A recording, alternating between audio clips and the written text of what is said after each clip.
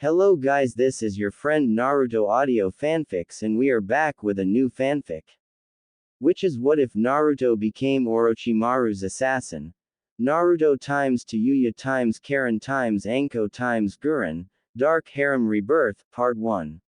And if you enjoy this fanfic then please press the like button and subscribe to my channel for more fanfic like this. And now let's start the fanfic. At age 5, Naruto had grown accustomed to the villagers trying to maim him on a regular schedule. He was running through the village, at a panicked pace, he needed to get away. "Get him! Kill that monster!" shouted one of the villagers as they chased after the young child. The blonde youth rushed into a clearing but tripped over his feet, falling to the ground. This is when the villagers got their chance, picking up a large rock, and they were intending to finish what they set out to do. Before the villager could take a step closer, the sound of a biwa being played echoed through the clearing. The villagers then set their gaze on a man with black hair and white makeup on his face. It was Orochimaru, better known the genius of the Sannin, and an S-ranked criminal in Konoha's bingo book. But he was not alone, he had been accompanied by his personal guards. Satsujin Kuroken, bearer of the horrific Narakugan, Hell Eye, and Kanshisha Shirotoku, gifted with the Houshuden gem release. The two had been ranked as a class nuke nin in the bingo book, and they didn't seem too worried about the villagers. Kuku, I would advise you people not hurt the child. If you know what's good for you, rasped the snake Sannin, his tongue slithering out of his mouth slowly, the slits of his eyes becoming much narrower. "It's Orochimaru. Someone go alert the Anbu." One of the villagers shouted out. Another villager nodded their head and began to run in the opposite direction. Hey, who said we would allow that? Moving his hands through intricate gates of hand seals, the white-haired nuke nin spun and pressed his left hand to the ground, sending a burst of chakra out. The ground in front of the villager cracked open and formation of crystal burst upward, running through the villager's chest, killing them immediately. "We don't need a body count, Shirotoku. Let me," growled out the pallid black-haired shinobi as he stepped forward, closing his eyes, lacing his fingers into an intricate seal for spider, something detailed in the advanced arts of ninjutsu. He opened his eyes slowly, his Narakugan now active. The whites were black, and the irises were orange, pupils completely gone. A horrific ability, using the psychological training his clan had put him through as a child. He was granted the power to weave horrible genjutsu which could make even the strongest shinobi fall to pieces. "Genjutsu! Naraku no Suku!" was exclaimed as the shinobi shouted and thrust his palms forward. The illusion was cast, and hellish canines rose from the ground. Some looked as if they were resurrected from the dead, while the others looked like they were spewed forth from the darkest pits of hell. The hounds kept rising from the ground, eyes aglow, snarling their maws in anticipation. The villagers were panicking because to them this was very real. The canines only circled them, for the worst thing a person could endure is waiting for the attack to happen.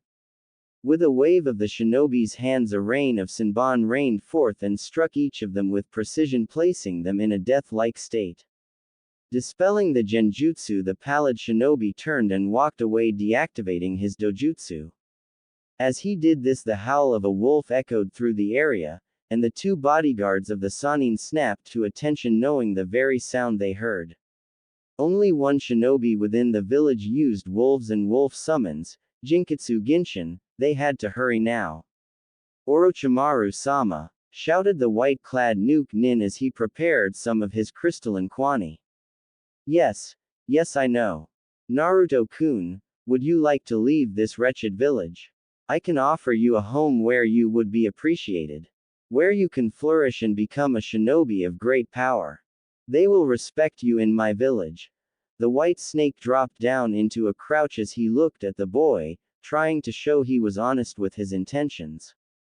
"I don't know, would people there try to kill me?" the child queried in response. As he did this, he fidgeted with his fingers. He was scared for the most part of the two men. Especially the black-haired man, he didn't seem right, like he was a twisted depraved monster. Of course. There are other children like you in my village, hated because they are different. You may even find people to be your friends. It will be the childhood you deserve. Sweetly the Sanin explained, as looked at the boy with a compassionate look. Okay. I want to leave this village. I don't have any reason to stay here. Naruto excitedly replied. This made Orochimaru pleased. He never forced the young ones to come, he lets them choose. We should get moving, Orochimaru-sama. If I know him he'll be fast on our tails, the black-haired ninja stated coldly, almost with a sigh, as he walked over and grabbed Naruto and took to the trees. Orochimaru nodded and took to the trees along with Shirotoku. Not a moment too soon as it would happen, as an Anbu squad arrived in time to find the aftermath of the event. Garo-senpai. It looks like another attempt on Naruto's life, but they ran into complications, explained one Anbu wearing a cat mask to another who was wearing a wolf mask. I can see that, Yamato. I know who did this too. They never learned to not leave a calling card. Garo stated with a growl to his voice. He then pulled his mask off, and sighed. The silver-haired Anbu was none other than Hanzo Genshin, or rather Jinkitsu Genshin. A survivor of Yamagakure, like Kanshisha Shirotoku. Yamato, inform Hokage-sama that Naruto has left the village. Mesuno, get the medical corp, and report to Anbu headquarters. Tell them I'm resigning as an Anbu operative. He ordered the rest of his team, as he walked away from the scene, leaving his ninjata behind. The squad nodded their heads and took flight. They headed to their ordered destinations. The silver-haired Anbu, or in this case former Anbu, clenched his fists and ran off into the forest intending to find the culprits, but he was already too late. The trail had grown cold. They could be anywhere at this point. Sometime later, at Odogakure. Naruto-kun, as of today you will be training under my direct tutelage, and as well as training under Kuroken, you are to succeed him as the Kuro Kibi. Kagaya Kimimaro, another of my students, has been training to succeed Shirotoku as the Shiro Kibi. This position is the most important position within Odogakure. But while you are training, you will be studying among other children I have rescued. The white-faced Sanin explained silently as he sat upon his throne, with the recently rescued Naruto kneeling in at the center of the audience chamber. Hi, Orochimaru-sama. The boy responded, eager to get some training in an atmosphere that didn't worship the ground that spoiled Uchiha brat walked on. He could find a way to prove himself in a village that didn't judge him. He had been told by Shirotoku that Orochimaru loved to have the suffix of sama added to the end of his name. Probably an ego boost for the depraved Sanin. Good to hear. Shirotoku will show you to your quarters. As well as get you a change of clothes. You will begin your training tomorrow at the crack of dawn. The snake Sanin stated decisively. This was the beginning. A new beginning for the boy. He was bound to be great in this village. Also, it would work as the catalyst for Orochimaru's plans. The days would pass and Naruto got acquainted with all the residents of this village, mostly the ones near his age. He first learned that there were two red-haired girls in the village. One was just a tad creep, and the other was a ticking time bomb. Karin seemed to be fond of chasing after boys she thought were cool. And Tayuya taught him fast that he better what he said around her because it resulted in a punch to the jaw. He then got acquainted with Kidomaru, Jirobo, Sakin and Ukin. They were all strange. One was the size of an adult already, the other looked like a spider, and Sakin and Ukin were like Siamese twins. He found them to be interesting nonetheless. But Kimimaro was another story. The two developed an intense rivalry right away, as it became apparent Orochimaru was investing more time into Naruto. In time Naruto came to learn that Kuroken wasn't as frightening as he appeared. In fact, it was just years of psychological training that made him like that. He was still a bit disturbed, but Naruto came to learn that he was a good teacher, especially in the arts of assassinations. The years pass. Now nearly 13, Naruto left his quarters wearing his Kurokibi robes, which did not bear the same patterns as Kuroken's but instead bore the spiral that Naruto was always so fond of. In the years, Naruto had managed to work up to the position of succeeding Kuroken.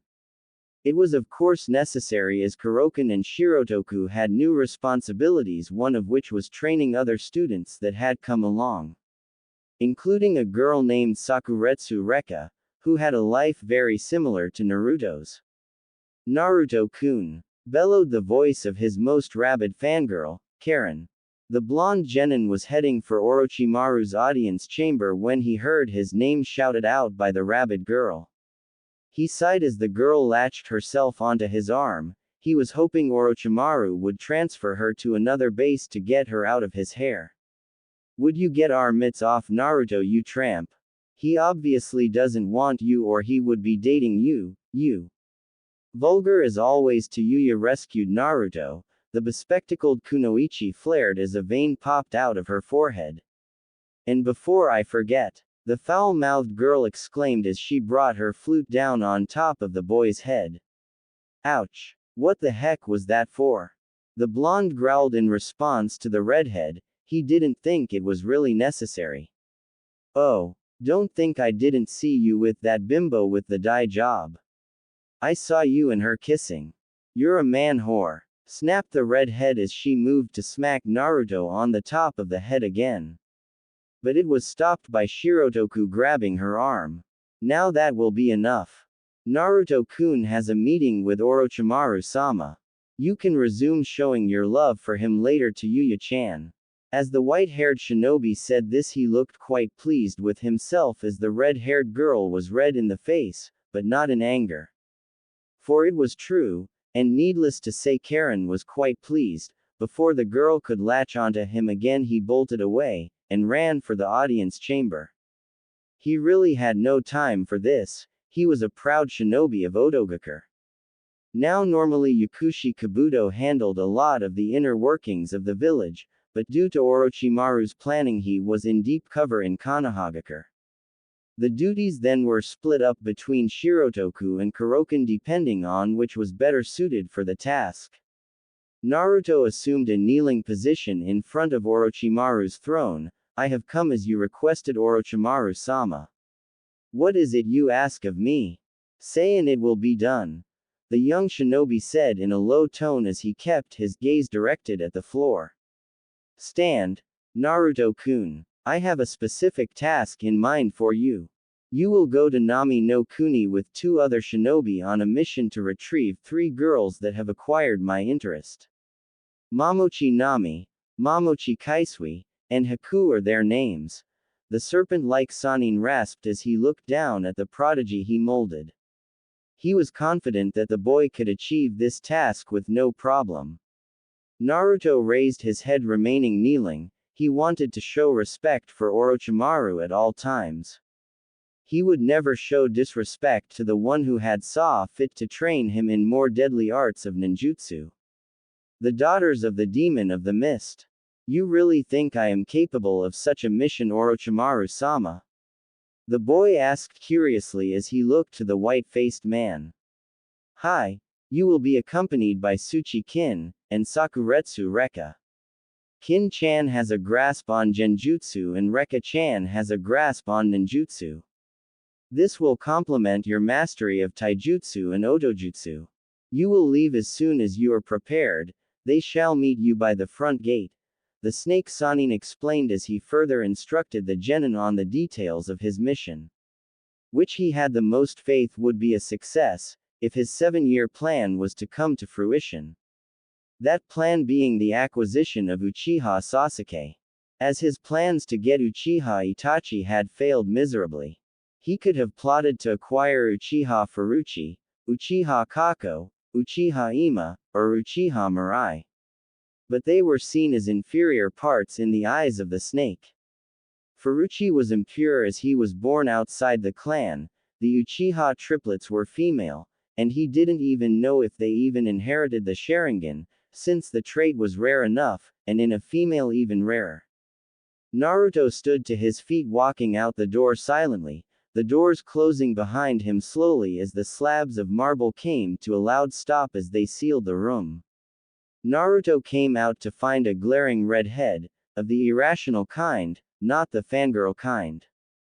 The fangirl kind was easy to deal with, but Tayuya was irrational, very irrational. Quickly the jabbing of her finger came, right into his chest. You can't go alone with those bitches. They're useless. You need someone you can rely on to back you up. Not Miss Pretty Hair. Or that whore with her dye job. Roared the redhead as she continued to jab Naruto's chest. Pushing past the redhead, the blonde walked to his quarters silently, waving his hand as he walked.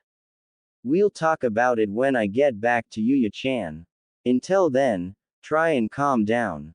You act like a jealous girlfriend too much. The genin said with a cheeky smirk on his face as he looked back at the redhead. A rather irritated look was on the explosive redhead's face at the mentioning she acted like a jealous girlfriend. Ooh, she could just throttle him for that. Strolling into his chambers, the blonde shinobi picked up his katana, which was housed in a black ornate scabbard depicting the 9 biju from top to bottom. Sliding the sheathed blade into the crimson obi, he walked towards a sitar which was resting on a desk. Turning it over, he pressed a switch which caused the sides to pop open, and the neck to rise up. This revealed hidden trench knives, and butterfly swords. He closed the compartments and brought the instrument to rest on his back. Lastly, he took from the hooks on the wall his kitsune mask, and a canonical hat which was dyed black. Pulling the mask and hat on, he walked out the door.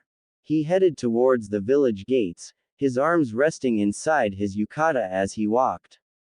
When it came to missions in the name of Orochimaru and the village, he would never show his true face. It was for the sake of his safety, as well as the village's safety. He stopped in front of the two girls and glanced at both before walking past them. Let's go. We have to arrive in Nami no Kuni within 3 days. I would like to arrive ahead of schedule to get an idea of what we are in for. His voice cold, and sounding more efficient, this was how he earned his place as the Kuro Kibi, efficiency on missions. The two girls nodded their heads and moved behind him. They knew that in truth Naruto was a bit different outside of battles. The two kunoichi said nothing, they only nodded their heads and followed him silently. They knew there would be time to talk later, but right now the mission took priority. Days later, the trio of Odo Nin had come upon the middle of a fight between Sharingan no Kakashi, and Momoichi Zabuza, the demon of the mist. Pulling the mask off for a moment, Naruto looked down at the field. I think we will make ourselves known. Rekka flanked to the right, Kin flanked to the left. I will go center. He gave the two girls orders and sprung from the tree using Shunshin no Jutsu. The two kunoichi did the same. Appearing in the middle of the battleground, the Kuro Kibi stood between the two combatants. The steel plate on his canonical hat coming into view, Kakashi's eyes widened. Sharingan no Kakashi, an honor to meet you, but. Dryly the shinobi said from behind his mask as he trailed off, reaching behind and unsheathing his katana, which had a set of prayer beads wrapped around the tsuba and hilt. This is purely business. The Otokage sent us to acquire some people for him. He finished as he pulled the blade out and rushed across the water. HMPH, foolish little brat, you will die here. The demon of the mist shouted as he began to swing his zanbeitu towards the interloper. The two blades collided fiercely, sparks flying as the blades struck one another. Applying some pressure to the blade, Naruto vaulted himself upward. Using this momentum and space he acquired, the shinobi grasped the hilt with his other hand as he came downward. The demon of the mist brought his sword upward, connecting with the sword, but used his greater strength to knock the boy back. You're out of your league, brat. I heard that Odogakur let their genin go on their own, but this takes the cake, ha ha ha ha. Zabuza roared with laughter as he placed his sword in its holster before he began to move into a long series of hand seals. That is when Tusenbon struck Zabuza's neck, seeming to have killed him. That's when a girl dropped from above and landed on the water, grabbing hold of Zabuza's sinking corpse. Naruto could tell this wasn't the work of Kin, for his recollection she never had that pinpoint accuracy. Thank you for keeping him busy. I have been trailing this one for some time.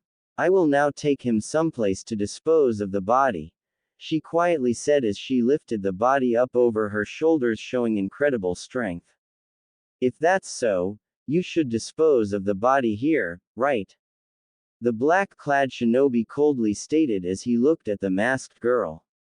A click was heard as he adjusted the grasp on the hilt of his katana. Narrowing her eyes, the girl used Shunshin no Jutsu to teleport away.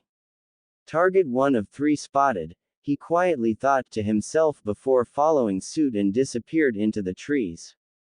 Who the hell was that Kakashi-sensei? He looked like he was stronger than me, but he can't be any older than me. The raven-haired Uchiha Sasuke queried, feeling somewhat inadequate having seen the masked boy take on Zabuza without much challenge. Only rumors circulate, he's what they call a Kurokibi, they act as bodyguards to the Otokage. And that was the Kurokibi. I could only tell by the style of dress. But something about him seemed familiar. Let's get Tazuna to his village first. Sakura, Sayuki, let's go. The white-haired shinobi explained to the team before walking ahead, counting his graces that he didn't need to use his Sharingan. Genshin may like to know I may have found Minato-sensei's son, he silently thought to himself as he walked ahead. A few days later, the 3 genin sat around a fire quietly. Naruto was idly poking the fire with a stick, his mask and canonical hat resting on the ground beside by his tent. He could relax for the moment. We have to wait, I only found one of them. According to the dossier I was given by Orochimaru-sama, there is a dark-haired girl associated with Zabuza's group. Her name is Haku, no last name given, and she possesses a Kekkei Genkei. Next is Momochi Nami, she has neck-length black hair, and wears a pair of gauntlets. Last is Momochi Kaisui, his adopted daughter. Her hair is blue-green, gill-like marks on her neck, and she brandishes a trident, he calmly told the 2 girls as he read the dossier. Any information on their abilities, Naruto-kun? The blonde Kunoichi asked silently as she peered at him, fidgeting with the hem of her unusual dress, hands hidden beneath her long sleeves. Her light blue eyes watching the boy quietly. It was no secret in Otogakure that the girl was crazy about Naruto. In fact, it had gotten him a lump on his head. Not much, just info on their favored fields. According to the dossier, Kaisui seems to have had a life similar to ours. Rekka. Nami on the other hand seems to be an engineering genius and created her gauntlets to amplify and respond to her chakra. By flaring it in a specific way, she can shift her gauntlets into different functions. Usually claws and katars are the functions. She also appears to be a taijutsu specialist. Lastly, Haku appears to have a Kekkei Genkei. Most likely identifiable as a Hyoten, unlike Ninja of Yukigakure, she can create her own ice, calmly the shinobi explained as he rolled up the dossier scroll, and tossed it over to Rekka. He just quietly stared into the flames of the campfire. He had a bad feeling in the pit of his stomach. Something about this mission didn't seem right, like this would be the very incident that spurred a revolution that would change everything he had come to know. He didn't like this feeling. Konoha shinobi, he didn't like the very thought of them being here. It made the operation more difficult. He would have to work to keep his anonymity at all costs. A few days later, leaves from the trees fell spiraling towards the ground. In the middle of the clearing, in disguise, Naruto was playing his sitar, while Rekka and Kin, whom were also in disguise, danced quietly as he played the sitar. The plan was simple. While posing as performers, the two would find out what they needed to know. If the targets came their way, they could easily acquire more intel on their targets. As luck would have it, 3 girls came their way. Analyzing the tallest girl, Naruto could tell he had seen her. Big mistake. Always change your hair, the Kurokibi quietly mused as he continued to working his fingers over the strings of his sitar. His eyes shifted to the second one, instantly spotting the gill-like markings on her neck. Finally his eyes set on the last of them, dark hair, dark eyes, and gauntlets. Now here was the hard part, they could move now and capture them, but this was not the method of Orochimaru, acquire them through persuasion.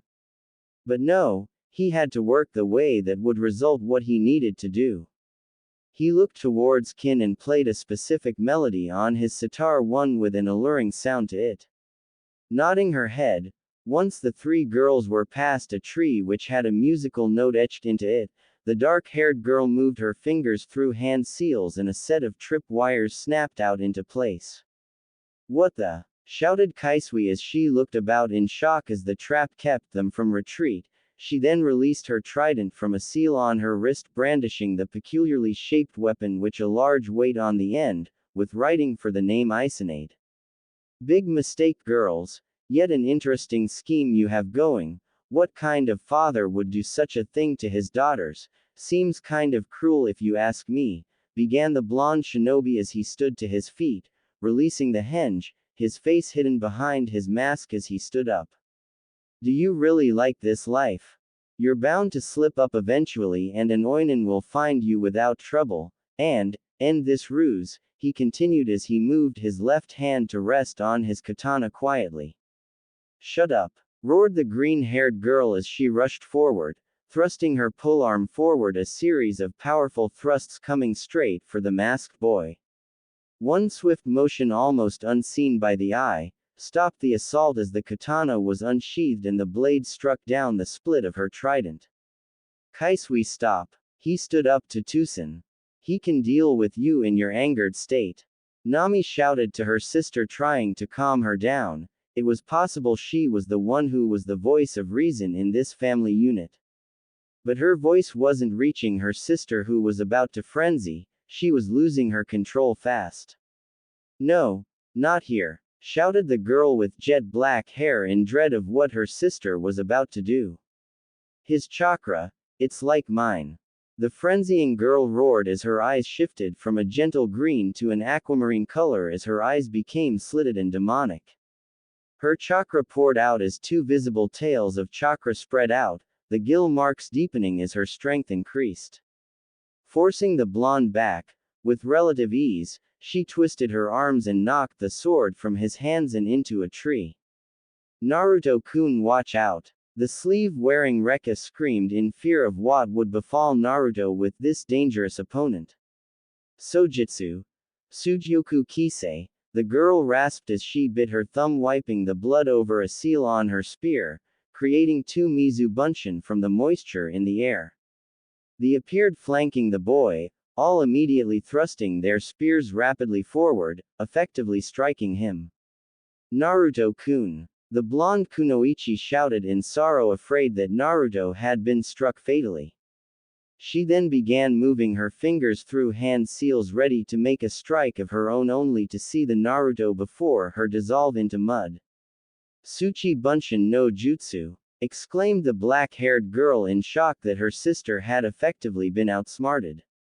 Nami shifted her eyes left and right, eventually looking up to see the masked boy standing on the tree. "He must have done it when we watched his sword fly into that tree. He's a clever one, clever, like a fox." The gauntlet-using girl quietly thought to herself as she was now full of dread. The rumor had spread through all the elemental countries, this couldn't be the one. "Haku. We have to stop Kai-chan. She's going to get herself killed if she awakens what's inside that boy," she exclaimed in fear of what would become of her sister. Even if they were not related by blood, she still worried about her all the same.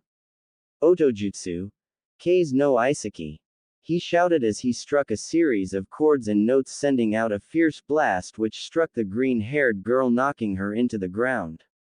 She managed to stand to her feet, her bruises and scratches instantly healing as she did, a dark smirk on her lips. Rekka, Kin, get out of here, looks like I have to take this to another level. I'll link up with you once I get done here, the masked shinobi rasped out as he gritted his teeth, releasing the compartment which contained his butterfly swords. But Rekka objected, until she saw the fierce look in the masked boy's eyes. In defeat she nodded her head and along with Kin retreated from the area, bounding and leaping through the trees. I have heard the rumors. Orochimaru gave Naruto a special gift, very different from the Sound Force gifts. And even more powerful than Kimamaro's gift. I'm afraid he's going to use this power, the dark-haired Kunoichi thought to herself as she bounded from tree to tree. She wanted to stay away from this power, it was too deadly for someone like her. She knew her own shortcomings and didn't want to go past her own limits. So, you want to play? I'll have you know, I don't play. He trailed off, pulling the pair of swords from their compartments as he flung the sitar off towards a tree where the strap flew over a sturdy branch. He then bolted from the tree and swung his short swords at the green-haired girl. Nice. He finished with a shout as the girl spun nimbly and dodged his first slash, before she spun the weighted end of her spear at the boy. The blow connected with his stomach, causing him to go sliding back across the ground, nearing a tree. His body collided with the wooden body. Before he could regain his footing, the female Jinchuriki rushed forward, spinning her polearm and struck him against the tree, knocking him through the tree and towards another. Gah! Naruto groaned as he hit the other tree, slumped down to the ground. He summoned what strength he had and laced his fingers into a series of hand seals. Doden! Doryuaheki! He exclaimed as he placed his hands to the ground, forming a barrier of rock. The green-haired girl rushed forward and thrust her spear into the barrier of stone, dismantling it with ease. As the debris cleared, she prepared to make another thrust with her three-pronged weapon, but as the dust cleared she found the tree was covered in exploding tags which were burning. With a thunderous blast the tags exploded, shattering the tree into a series of stakes which flew in all directions. Numerous stakes found their way into the girl, knocking her back towards a tree, bursting from the ground behind her. Having used Doden, Shinju Zanshu no Jutsu, he now had the advantage. Spinning behind her, he dealt a fierce side kick to her back, sending her reeling forward. He spun again and thrust his swords forward, dealing two precise slashes across her back to wound her, but as soon as he cut into her, her wounds instantaneously healed. She smiled, baring her teeth like a shark. She grasped her trident tightly and thrust it forward and bolted forward, running the blade through him with relative ease. The blades burst out of his back, skewering him to the tree. Coughing up blood, he weakly grasped hold of the spear, gritting his teeth as he pushed it out of his body, just before slumping against the tree. Such great entertainment! Please beg for your life, wretch. I want to see you grovel, goo. She taunted him, but was silenced when she was struck in the neck by a senbon laced with tranquilizers. Crumpling to the ground, the girl fell, releasing the boy from his torture. Nami rushed over and picked up her sister slowly, lifting her up off the ground. Haku-chan, get her spear. We have to get out of here, she shouted as she took flight with Shunshin no Jutsu. Haku pulled the trident from the Kurokibi's body and followed suit in taking flight. Is this where it all ends? No, I can't die yet. I have to become the most powerful shinobi ever. So tired. No. His thoughts grew hazy as he felt his consciousness slipping away. He felt dread washing over him at his failure to handle this girl. He could have simply tapped into the seal on his back, but he didn't want to risk it. The sensation of bloodlust and to rend the land couldn't be controlled. Then, darkness, it came over him and took him. Naruto's mindscape. Awakening in an unfamiliar environment, glancing around this new eerie world he was in, he found himself in what appeared to be furnace. Long series of pipes going down a long corridor. He pulled the mask off his face and began to walk down the corridor silently. Eventually he found himself in front of a large cage with a series of bars, a large seal on the door to the cage. Well, took you long enough. To think the person who contains me got there kicked by that good-for-nothing shark. The Biju Lord bellowed as he appeared at the edge of the prison, his glowering smile showing. I remember now, Orochimaru-sama had told me after I came to his village that I contained the most powerful Biju. The Kyuubi, this must be him, her, it. He quietly thought to himself as he stared at the horrifying visage of what he acted as a warden of. Yeah, not a lot I could have done, you freeloading furball. He snapped angrily at the Kitsune yokai, infuriated by the beast already. Insolent brat, you stand before the greatest of the Biju and you speak with such disrespect to me. If you want to defeat that wretch next time, you will obviously need my power. Since you can't handle her on your own, I will give you my chakra, but not because I like you, but because we are connected in fate. If you die, I die, the beast bellowed loudly as he continued to glower down on the boy, with a look of hostility to its eyes. Alright then, you better be honest about this. 'Cause I don't like the idea of feeling pain. So, that girl, she was like me, huh? Does that mean you can regenerate my wounds too? 'Cause frankly, I don't wanna go around with a hole in my chest. Not really my idea of living. He quickly smarted off to the demon beast, earning a loud roar from the beast as it began to growl and crash against the cage. Yes, but watch your tongue, Kit. I won't share my power if you keep being rude to me. The beast growled out in irritation to the boy. He then began to unleash enough of his own chakra to heal the wounds on the boy's body. Now rest. When you wake up, your wounds will be gone. You will be able to tap into my power as you need it. Explained the maliciously grinning beast as he looked down at the boy. He was in for a long annoying ride with him, that was for certain. The next morning, dawn was breaking, and Naruto was still resting under the tree. His wounds were now gone, but he was not alone. Walking into the clearing, an athletic frame of a girl came into the area surveying the damage, her brown eyes shifting around until she found the boy. Walking over to him, she looked in shock.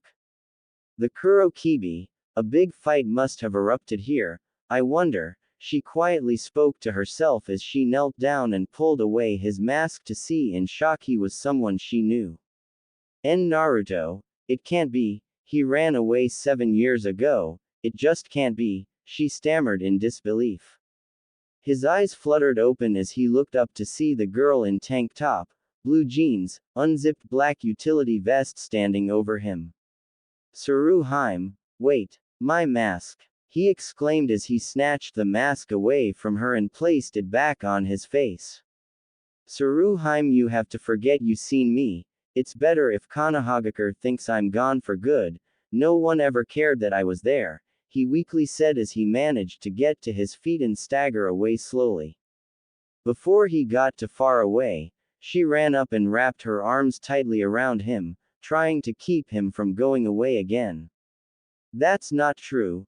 I noticed, so did Ojiazan, and Bara, and Hinata noticed you were gone most of all. She frowned some as she kept a tight hold onto him. I have a mission, Tsuruheim. I hold loyalties to the Otokage. Things can't be the way they were. Now let go of me, he stated with a sigh as he got free of her arms and grabbed his butterfly swords and took to the trees, getting to the branch where his sitar rested, pulling it off the branch. He opened the compartments and slid his weapons into place, and closed it up before vanishing with Shunshin no Jutsu. Moments later he arrived at the camp and dropped his sitar to the ground, staggering over to the camp slowly, feeling a tad weak yet. Before he could fall to the ground, the two kunoichi that made up his team rushed over and caught him. Naru-kun, came a concerned call from the braid-bearing kunoichi. Her blue eyes looked at him with concern. I won't lose a second time, you can count on that, he managed to say before he drifted to sleep in the arms of the two girls. Get some sleep, Naruto. You'll get to redeem yourself. Kin quietly said as she helped carry Naruto over to a sleeping bag. Run as fast as you can, a real Oinin has tracked the lot of you down, a masked Oinin announced as she perched at the top of a tree. Her auburn hair flailing in the wind as her Chinese-style robes whipped around the air, mist rolled in and as it cleared she was gone. Elsewhere. How could you fail me? Tazuna was supposed to be dead, shouted a rather disappointed Gato, as he glared at the injured Nukenin. Shut up. There was problems associated with the task. He had shinobi escorts, and to make matters worse a ninja of Otogakure came along. You being a pathetic fool wouldn't know anything about the seriousness of that situation. So I would suggest shutting up and letting me do my job. The towering behemoth retorted as he rested in his chair as his wounds were being tended to by Haku. Of course there was no way the man could attack Zabuza given that his two daughters were keeping close watch. TCH, fine. I'm giving you one more shot, don't screw it up. The short crime boss warned, as he left the premises quietly with his henchmen in tow.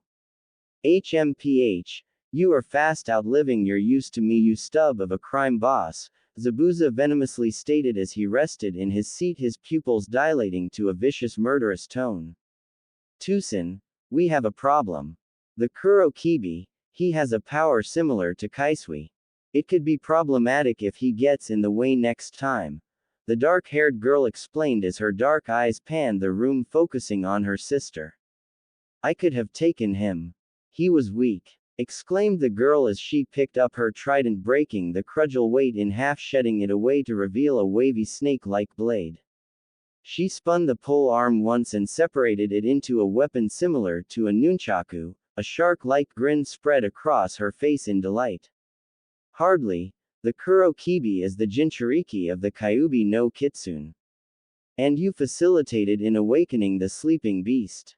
The sleeper has awakened. The normally calm dark-haired girl shouted as she grabbed the green-haired girl by the collar and glared. We'll have to deal with that if that when it happens.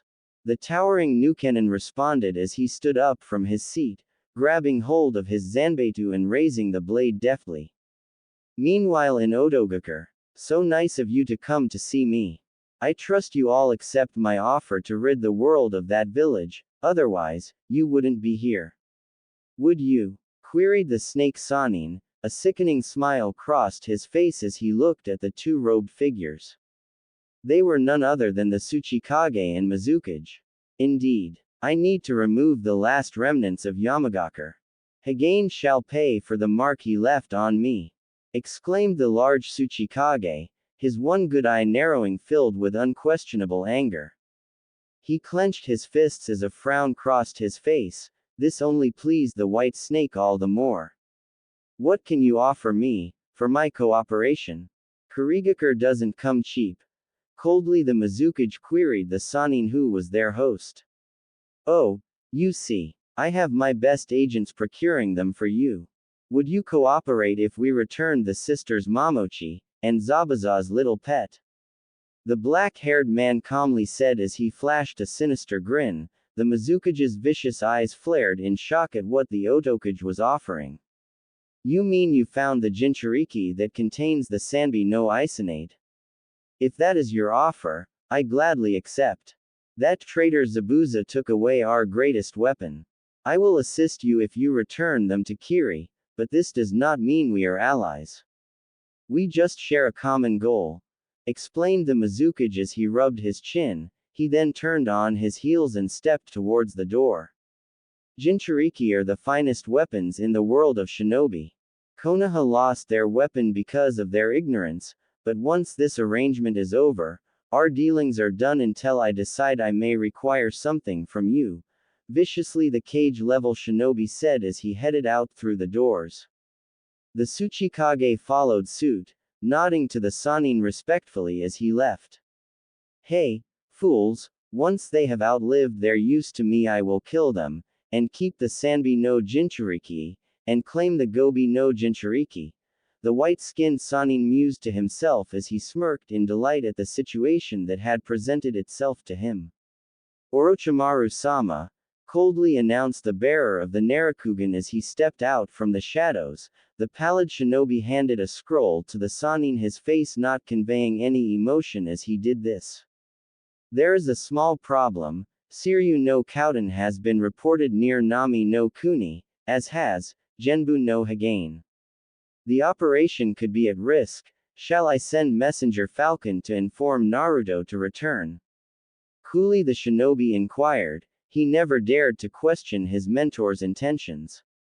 No, I believe if Naruto-kun cannot shed away weaknesses in the face of his family, he should not be allowed to continue being in service of my village. I have no doubts about his abilities. He will meet my expectations, Kukuku, or die trying. Orochimaru exclaimed as he broke into a twisted laugh. Kurokan nodded his head solemnly and walked into the shadows of the room before vanishing. I wouldn't worry about those two. They are probably there because of rumor that a scroll referring to one of the 4 heavenly palaces is on that island. No need to worry. The snake Sannin rasped as he laced his fingers in delight of the situation that was developing. Back in the Nami no Kuni, Naruto was fully awake and rested. He was glancing at the bridge that was being constructed. He knew now how they would capture the targets. Alright, we shall have to keep a watch on the bridge builder. They will strike at some point and that's when we have our chance to capture them. Orochimaru-sama wants us to capture those 3 at all costs. Let's keep cost to a minimum. The blonde explained silently as he stood up from the ground, placing his mask on before donning his black straw hat. You got it, Naru-kun, exclaimed Rekka as she hopped to her feet before deftly taking into the trees. Alright, try and be careful, Naruto. I don't, no, never mind, just please be careful, the dark-haired Kunoichi said quietly before she took to the trees. Naruto wasn't oblivious though. He knew that Kin was crazy about him. About any girl he met in Odogakure liked him to some extent. Time to go ahead with the operation. Failure is not an option. The genin then bounded into the treetops, and with great fervor he moved swiftly through the trees, not leaving anything to chance. Days come and go until a mist came in and concealed the bridge in a thick fog. The cycloptic Junin Hatake Kakashi glared as he felt the chakra on the fog. Surround Tazuna. This isn't any normal fog. Zabuza is back. He ordered his squad to take position as he pulled a kunai out of his holster. The 3 genin did just that. Bolting forward from the fog came the hulking form of the swordsman as he cleaved horizontally, destroying a mere water clone that Kakashi had formed, and from above the Hatake dropped downward, landing on the flat of the sword. HMPH. Tricks won't save you this time, nor will that Otonin, the new Kenin stated as he used his superior strength to fling Kakashi from his blade. The cycloptic Junin adjusted himself in midair, landing softly. Is this a private fight, or can anyone join in? Inquired the masked genin as he stood upside down on one of the beams on the bridge. He then vanished into a puff of smoke as it was obviously a cage bunshin. This caused the 2 Junin-level shinobi to glance about cautiously. Haku, Nami, Kaisui. Move. He's here. The demon of the mist commanded to his back up as the 3 girls burst out of the mist. Yet before Nami could get too close towards Tazuna, she was struck in the stomach by a hard metal staff and knocked back. Haku nearly achieved reaching Tazuna but was met head-on by Uchiha Sasuke, who had his kunai drawn. You're just trying to make an opening for Tazuna. It won't work, because you will have to get past me first, announced the Konoha Junin as he raised his Hite 8, revealing his Sharingan eye. Always seeing beneath the underneath. But, you see, Haku isn't the only ace up my sleeve. Kaisui is the real ace. Go Kaisui. Zabuza roared as stepped forward, readying his sword for another attack. The green-haired girl smirked and ran forward, spinning her double-ended polearm, intending to take down the target and the last genin that was protecting him. As she thrust the spear forward, it was certain that the serpent pike was bound to find its target. As the wavy blade neared the target, the shaft of the spear was grasped by a hand and a kick connected with the Jinchuriki's face. "Khu!" The girl groaned out as she slid back, rubbing her cheek as the bruise healed itself. "Tisk, tisk, tisk, you really shouldn't have left yourself so open, but one way or another you are coming with me. I have orders to procure you," announced the boy as she dropped his sitar to the side and grasped hold of the hilt on his katana. "It will all end the same as last time.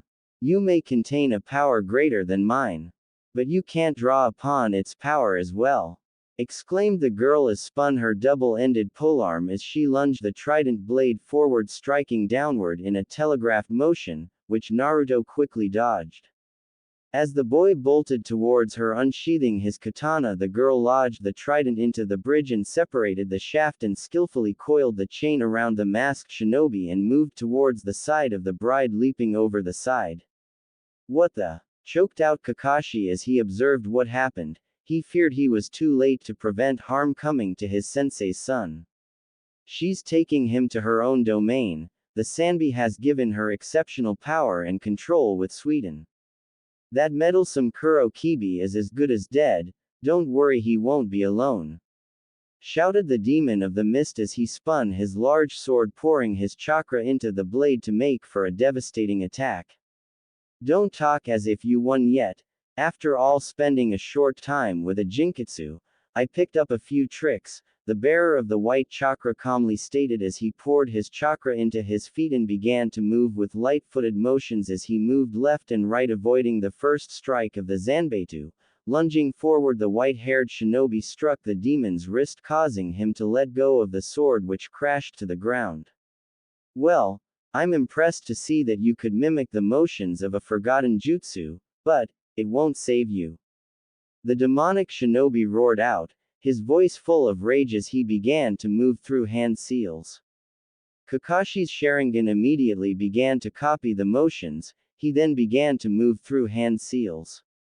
It was evident the two were in the process of using a powerful technique due to the number of hand seals they were cycling through. Meanwhile, Nami glared as she regained her breath with a flex of her fingers, two long blades extended from her gauntlets. Sayuki spun her iron staff deftly before slamming it into the bridge, where it remained until she took her jacket off and tied it around her waist. "You wanna dance? We Sarutobi are not likely to go down easily," the brown-haired girl said as she smirked as she grabbed her staff and spun it swiftly, thrusting the pole forward, striking at the dark-haired girl's feet. "And we Mamochi are demons, but I guess I can play with the little ape girl," Nami retorted with a sneer on her face as she bobbed left and right, avoiding the strikes of the staff as she occasionally raised her arm to block a downward strike from the staff. The clanging of metal against metal reverberated through the air. The two kunoichi jumped back from one another, watching each other cautiously, looking for an opening. Flexing her fingers into intricate hand seals, Nami reverted her gauntlets into their basic mode, finding no reason to use her katars on the girl who challenged her.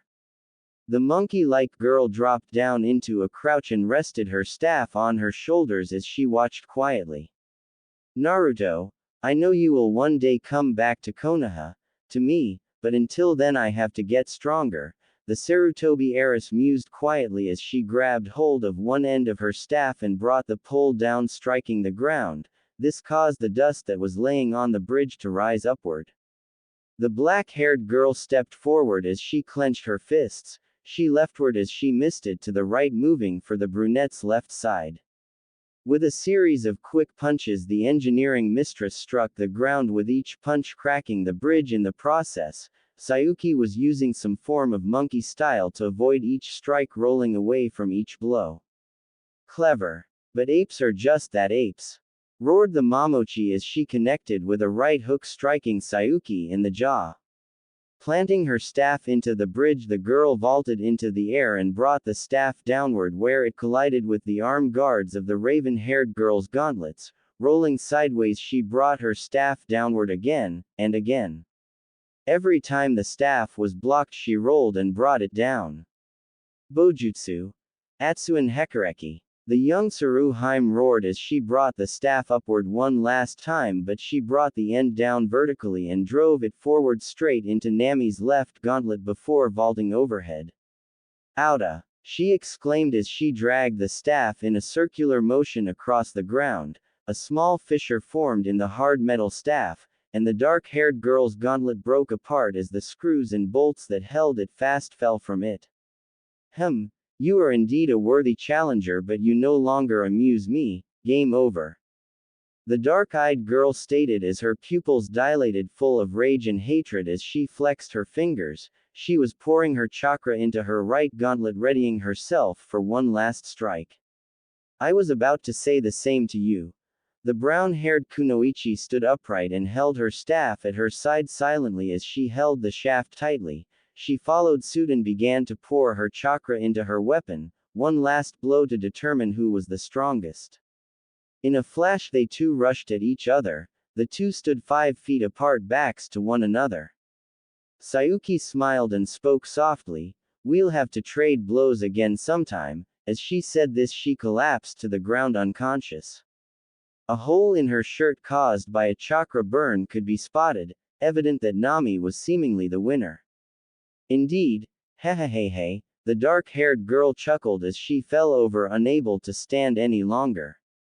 She raised her right hand as her gauntlet shattered and fell to pieces, her eyes rolled back and she fell to the ground.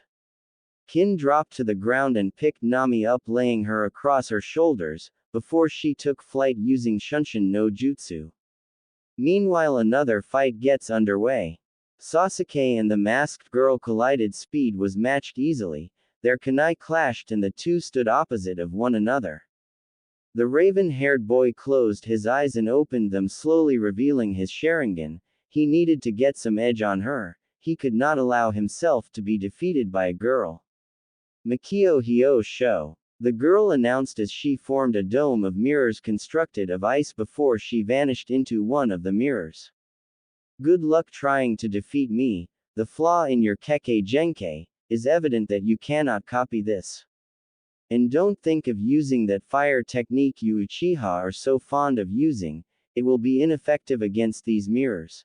The girl explained as she raised her Senbon and let fly a volley of Senbon which made their way towards the Uchiha, who managed to block a series of them only to have the rest hit him. Kaden. Ibuki no Ho-Oh, fire release. Phoenix's breath. The red-clad kunoichi roared as she spun in the air above the topmost mirror as she exhaled a red vapor. As the cloud reached a close enough proximity to the top of the dome, she adjusted herself and clacked her sandals together. Sparks were shed as the metal plates on the bottoms of her wooden sandals collided and ignited the vapor, causing an intense burst of flame that melted the mirror. And like that, she vanished into a puff of smoke and real article dropped down through the new entrance, landing elegantly as she spun into a pose, her hands hidden in her sleeves as had her arms resting on one another, making for the illusion her arms were combined. How? Is impossible to melt my mirrors, Haku shouted as she for the most part was outraged. Her Kekkei Genkai had been defeated without much effort. Simple. I'm just better than you. The blonde-haired girl said with a cheeky smirk as she gave the peace sign and wink. She was pretty much the female version of Naruto, which was rather frightening when one thought about it.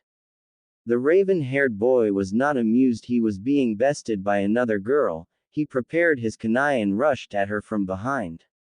I don't need any help. By interfering here you are just declaring yourself as my enemy, he exclaimed as he lunged forward, intending to defeat this girl quickly. 1 second, hun. Rekka exclaimed as she spun swiftly, dealing a reverse crescent kick to Sasuke's shoulder, knocking the kunai from his hand. She spun through and landed her elbow in his stomach, knocking the wind out of him. The Uchiha fell to the ground, gasping for air. Now stay out of this, or I will be forced to kick you in your non-existent testicles. Okay. This is girl talk. The blonde said with a smirk. That's when a rain of Sinban came down and struck her in the back several times. You left yourself open. But know this, that boy you travel with is probably dead, but I will allow you to join him. Haku declared as she began to prepare for another assault. This was a poor choice of words on her part as they only served to infuriate the girl. She waved her wrists and summoned two steel fans to her hands which she spread open. They bore an insignia on them, possibly a forgotten clan from the shinobi world no one knew. We need alive, so I won't lose my temper, the blue-eyed girl rasped as she began to deflect the next rain of Sinban as she nicked her thumb and spread the blood over a seal on her right fan, which flared up as she flared her chakra. Kaden. Seisei no Oki, fire release, embers of rebirth. The girl once more roared as she exhaled the red vapor once more. She was drawing upon her chakra as she formed a shield of her chakra before she ran her fans across the bridge, creating sparks which ignited the red cloud. This created a barrier of flames. The Sinban collided with the wall of inferno and were being deflected in all directions. As the flames faded away, the girl stood upright folding her fans. It would seem that the girl was more than a match for this former Oinen. Impressive, but you still fail, exclaimed the masked dark-haired girl as she moved from a mirror, crafting a sword of ice as she descended from the mirror that was to Rekka's back. With a swift swing of the frozen crystalline blade, it was seemingly over as the blonde's blood splattered across the ground. The girl dropped to her knees and undid her braid, releasing the genjutsu, revealing her gradient hair color which faded from blonde to red at the tips. Rekka's wounds were quickly healing. Her eyes had opened to reveal the demonic slits and orange irises. She was in fact using the powers of the Shichibi, without hesitation. Impossible. You should be dead, the dark-haired girl spoke in shock as she looked back to see the girl was fine. Displeased, the dark-haired Kunoichi vanished into one of her mirrors. Yeah, I should. Isn't that a bitch? Oh wait, that's what you are. The girl with gradient hair seemed to be as well versed in trash talk as she was in the art of Kaden. She then began to flare her chakra. She then began to use a series of hand seals, grinning brightly as she exhaled the red vapor which was concentrated in a straight for the mirror the Kunoichi had vanished into. The vapor soon began to collect around the mirror. She then threw a kunai with an exploding tag attached to it. The triangular blade embedded itself in the mirror. The tag was quickly burning away. A large blast took out a majority of the mirrors, causing the bridge to shake violently, running out of places to hide girly. Why don't ya just be a good girl and come with me quietly? That freak you work for only thinks of ya as a weapon. The Kunoichi was merely goading the raven-haired girl into attacking. I cannot believe this. I'm being bested not by one, but two girls. How can I be so weak? I have to get strong enough to kill Itachi. What makes this girl from Otogakure so powerful? She barely even tried when she took me down. What is she? Sasuke thought to himself. He was unable to accept that he and Uchiha could be defeated, especially by girls, since it was rare for females of his clan to have any real power. It was disheartening for him to accept that he wasn't as proficient as he was told all his life when he faced stronger shinobi. You don't know anything. Zabuza-sama cares about me. I will never come with you. With this last declaration, Haku jumped from the mirror, readying the blade of ice. It would seem that the red-clad blonde had struck a nerve. Spinning on her heel, Rekka dealt a strong mule kick into the dark-haired girl's stomach. She then pivoted and dealt a strong roundhouse to the girl's head, sending her crashing into a mirror. The masked girl fell to the ground, her mask sliding off her face. Her remaining mirrors started to crumble and fall to pieces, and she could only stammer as tears filled her eyes. I'm a failure to Zabuza-sama, she said with a sob. She couldn't accept the defeat that had just been handed to her. Faye. That freak is only looking out for number one. If you want someone you can look to for guidance and hope. I know someone. And I don't mean the guy we take orders from. I'm talking about someone more special. The blonde-haired girl calmly spoke to the dark-haired girl as she bent over looking at her with a cheerful grin on her face. He will survive that freaky trident girl, and you can see for yourself that he is a great guy, so come on, follow me, you will find a new life, one where you can follow your own path. You can trust me, she explained as she offered a hand to the girl she was fighting only recently. She wasn't one to hold grudges. Perhaps, but, Zabuza-sama. Haku tried to object to the chance she was given. She never was able to think on her own, she always did what she was told.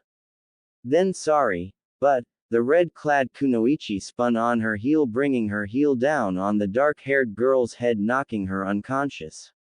I just don't have the patience for negotiations. Sorry. Rekka then lifted the older girl up, slinging her over her shoulder. She then slowly began to walk away and prepared for Shunshin no Jutsu. Before she took flight, she looked at Sasuke with contempt. She didn't care much for his type, and in a blink of an eye, she was gone. Meanwhile, hey, no prey has ever escaped me. And you will fall as quickly as you did last time, announced the green-haired girl as her slitted pupils dilated to thin lines, a twisted smile on her face as she and the one she called her prey fell towards the ocean below. Naruto gritted his teeth as he dislocated his left arm from the socket, allowing him to slip free from the chains that held him prisoner. The blonde landed on the water using his chakra to stabilize himself so he could walk on the water. He was slightly slouched over, preparing to grab his dislocated arm to pop it back into joint. Grargh! He screamed out as he with one swift motion put his arm back into the socket. He began to roll his arm, getting adjusted to the mild pain that was increasingly numbed. Kaisui stood across from the boy and merged her polearm into its basic form. A look of irritation was crossing over her face as the gill marking became deeper as she drew upon more of the Sanbi's chakra. Quickly she tossed her spear into the air and began to move through hand seals to perform a jutsu. She then caught her weapon by the shaft and spun it around before striking the water around herself, causing some waves to ripple around herself before causing them to become increasingly larger. Sojutsu. Mizu or Fukuman, water release, water upheaval veil. She exclaimed as she spun around, causing the water to rise around herself in the form of a pillar. Charging across the water, Naruto grasped hold of the hilt of his katana, unsheathing the blade as he reached the pillar and cutting through it, finding the girl was no longer there. Beneath, he exclaimed as he jumped back, having come to the realization that the jade-haired female had gone underwater. Before his feet touched the water, the shaft of the spear burst out from underwater, knocking him into the air. Too slow, she shouted as continued to rise out of the water. The water seemed to work with her, allowing her to control where it went. She was spinning the spear, preparing to swing it upward and bring the trident through the boy's chest. Not quite, the masked genin softly said as he poured his chakra into his katana, before infusing it with what appeared to be a Raiden ability. Raiden Kenjutsu. Ken no Raiju, sword technique, Thunder Beast Blade. He exclaimed as he grappled hold of the shaft of the spear with his left hand, swinging himself overhead of the girl. Once he was below her feet, he spun himself around, cutting into the pillar of water, causing the electricity to spread out through the water. Arg! Kaisui screamed out as her body was racked with pain from the electrical strike that coursed through her for a moment. She was free falling towards the water, having lost control of the water. Before she crashed into the water, she regained control of her descent and dived deep into the water. Meanwhile, during Naruto's descent, he formed the hand seals for Kage Bunshin no Jutsu, forming two clones below on the water, which rose up and caught him and helped bring him safely down to the water before vanishing into puffs of smoke. What was it that Shiro-sensei told me? I wish I could remember what it was. The blonde was thinking about his past, trying to remember something that he was often told during his training in Otogakure. 2 years ago, the blonde was knocking flat to his back, by a fierce kick combination by a motionless Kagaya clan survivor. It was here that he for the first time ever he was considering not getting up. Naruto, you cannot just use brute force, study your opponent. This is a natural way of achieving victory. Softly a white-haired Junin explained, observing the combat from the catwalk above. I don't know, Kimimaro is older than me, and has a Kekkei Genkei. I have no advantages. The boy responded as he sat up looking at the Junin quietly. You didn't become a genin at age 10 by pure luck, you have talent, use your cunning. In Yamagakure, we had a saying. The fox doesn't have the luxuries of a pack, yet it proves to be a great opponent. Strength is flawed, but cunning is not. Take these words to heart, Naruto. Now, get up and try again. The gem user barked loudly. He knew the boy needed both some kind words and to be barked at for him to gain results. Right. The boy hopped to his feet and began to watch his opponent's moves more closely. This would be the first time that the boy wouldn't be completely humiliated by his opponent. The present. That's it. Cunning. How could I forget that? All right, time to try something new. He quietly mused as he remembered the lesson he learned so long ago. Quickly he ran across the body of water-forming hand seals as he ran. Seeing the shadowy form beneath the water swimming towards him, he stopped side-flipped as the girl burst out of the water like a shark trying to snatch its prey. I missed. Was he goading me into attacking? No. No. No one can escape me. Kaisui silently thought to herself before she dived back underwater. As she swam downward she formed hand seals creating 3 Mizu Bunshin. I haven't even perfected this. He's forcing my hand. Why is he so much more skilled than me? I will get him, I will drag him down and rend him. Her thoughts were troubled with the fact this boy was besting her. He was so weak the last time they fought, it wouldn't be allowed. I see. So she wants to use Bunshin to settle this. He quickly sheathed the blade and as he slowly prepared himself moving into a stance with his arms dangling lazily at his sides, his body was hunched over as if he had become intoxicated. Closing his eyes he slowed his breathing as he became calmer. He listened to the water around him. The rippling of the water became more erratic and choppy. Bursting upward in arcing trajectory, 4 occurrences of the girl burst towards him readying their spears for one powerful skewering motion. Spinning swiftly he thrust his palms out sideways grappling hold of the ankles of 2 of the clones, unsure which was the real article. Twisting himself around he swung them as he poured a vast amount of chakra into his arms to give him extra force and strength as he slammed the clones into the other 2 connecting with the original. He pulled one hand back preparing for another strike. Despite his opening he thrust his hand forward grabbing hold of the collar of the jade-haired female's wetsuit flinging her across the water like a stone towards the beach. I can't fail Tucson, I can't. Angrily she shouted as she rolled to her feet. She stamped a foot into the sand digging it in as she started to perform a series of hand seals. Not after all he did to keep me safe from people that wanted to kill me. You don't understand. She began to scream as she continued to channel through her hand seals. Rushing swiftly across the ground the masked boy formed hand seals moving through them swiftly. Reaching the beach he spun about and crafted a 360-degree barrier of earth.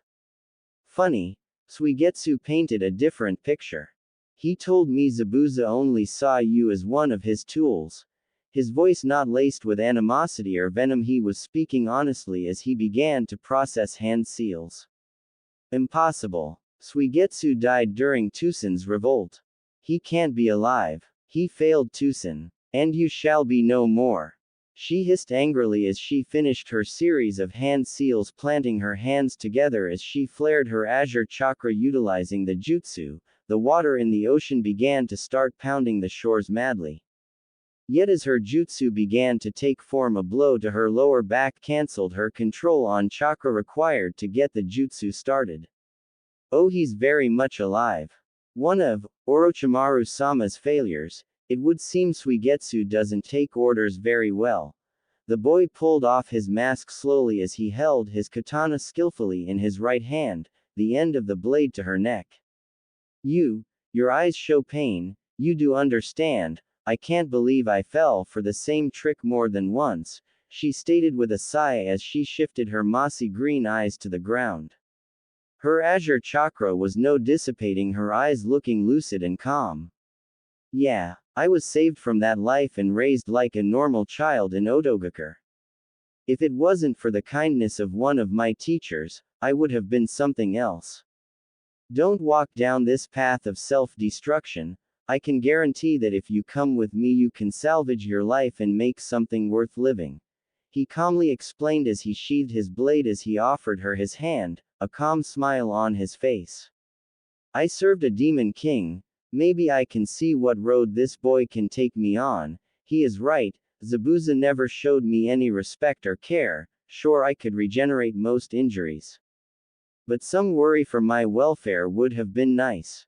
She mused her thoughts quietly as she gripped the wet sand beneath her. She was confused, she didn't know which road to walk anymore. Will I find some happiness? Love. Down another road? She meekly asked as she looked up to the boy. She was ashamed that she was considering betrayal. You can walk any road you want in life. Your choices are what shape the destiny that unfolds. He cheerfully told her. He seriously wanted to believe that life was something one could form in the course of events in life.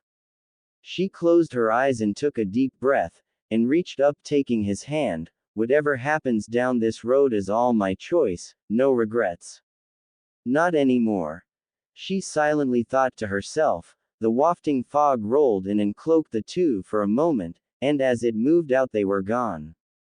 But on the bridge, so those crazy Yama nin still exist. It's the only way you could have learned Karui Hatoashi, the demonic ninja said with disdain to his voice, the mist that had covered the bridge long gone. His eyes widened in shock to see his support all gone, Haku missing, Nami missing, and he could only presume Kaisui was gone as well. Impressive, but this is where all your efforts fail. Zabuza, I have had a change of heart, I won't need you or your services any longer, announced the stub of a Yakuza, Getu as he stood at the far end of the bridge, a sizable army behind him. The mercenaries began to move forward, that was until 5 shinobi appeared perched atop the bridge. Now, this really isn't something you boys should be doing. I mean, don't you like living more than money? Announced a tall man with tattered clothing and unkempt-looking silver hair, who was just laying on the middle of the bridge lazily. HMPH. Mercenaries don't care about life, I say we just burn them and get it over with. We're too late to find the boy, Cowden, snarled an infuriated woman with fading orange-red hair, wearing a long-sleeved red kimono. Don't be sassin' me, woman. Not my fault. Besides, it's not yet time for the education. We came here for the scroll of the frozen palace, and we have it. That was just a side mission because Hagane's informant said the boy would be here, declared another man whom had nearly completely faded red hair, who was clad in blue and white Hanfu-style clothes, a large sword strapped to his back.